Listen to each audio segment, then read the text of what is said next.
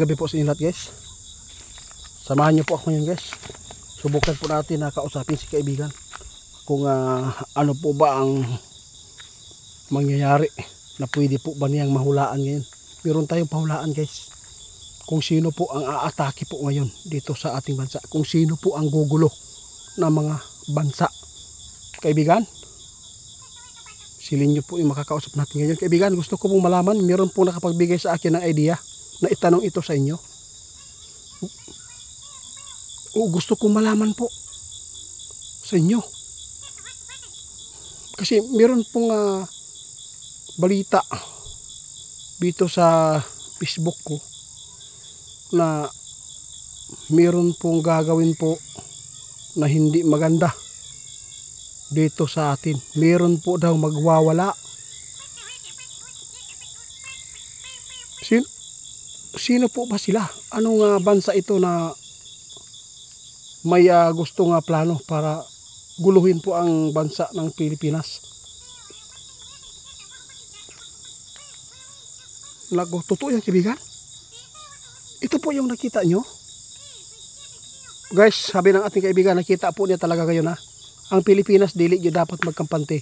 Hindi po natin alam na tayo ay pagbuntungan po ng galit.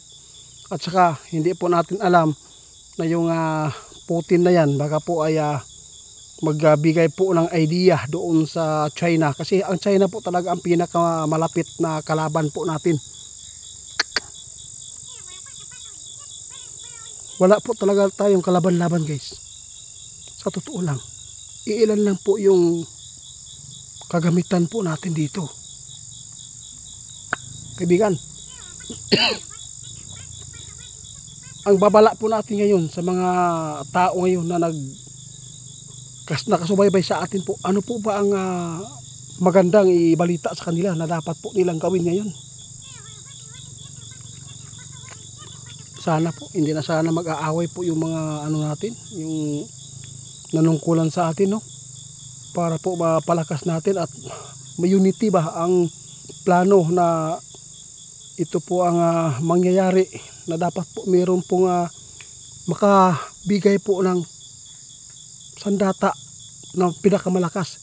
Alam po nyo guys, kapag ang tao Pilipino ay magkasama, malakas po yan. Pero kung watak-watak, nag-aaway, hindi po talaga teamwork yan. Yun po ang tandaan natin ngayon. Sana po panalangin po natin yung mga nanungkulan dito sa ating bansa. Sana po ay magkaayos para walang kontra, Prediction po ito ng ating kaibigan guys. Diba? Meron siya prediction doon. 2024, sabi po niya, it pag tungtong sa 2025, pag patong ng 2025, kasagupa kayo ng kakaibang mga kaguluhan. Giyera, nangyayari po. Ngayon, tinanong natin sa kaibigan kung ano po ang magaganap. Meron pong sinabi sa kaibigan, mag-ingat po tayong lahat dahil po meron po talaga nagplano sa atin para tayo ay guluhin. Patay. Wala tayong kalaban-laban guys. No? Alam natin matapang po ang ating mga kasandaluhan, kapulisan, lahat po ng mga ahensya na ito ay nagbabantay sa ating bansa.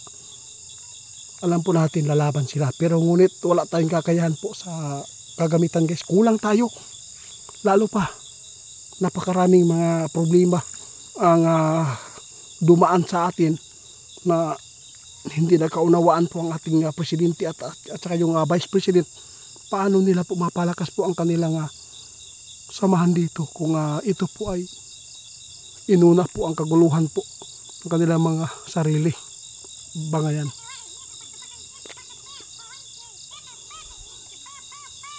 Isa ang pinaka-traitor ngayon guys na nagplano na ang Pilipinas susubukan ng China. Ito po yung hula ng ating kaibigan na magaganap po guys. Ito po yung hula niya ngayong 2026 guys. Sana po hindi ito mangyayari kasi po sinabi po ng ating kaibigan noon na sa 2025 marami pong masasagupa ang tao na kaguluhan tulad po nito, di ba? Ngayon meron siyang hinulaan pa. Meron pong susubok na manggulo sa atin. Abangan po nyo guys, 2026 sana po hindi ito yayari at hindi ito magkatotoo. Sana lang totoo po yan. Guys, ginawa po namin itong pagpapaabot para po makapaghanda tayo at hindi kayo magpanik at hindi kayo bigla-bigla na lang na magulat kung sakali man na mayroon pong umaatake po sa ating bansa. Alam po niyo kung sino yan. Ang China mismo ang nagpaplano po talaga ng masama sa Pilipinas. Kaya abangan po niyo guys ang mga susunod na mga update ng ating kaibigan, dahil po hindi po sila maghihinto sa pagbigay ng update.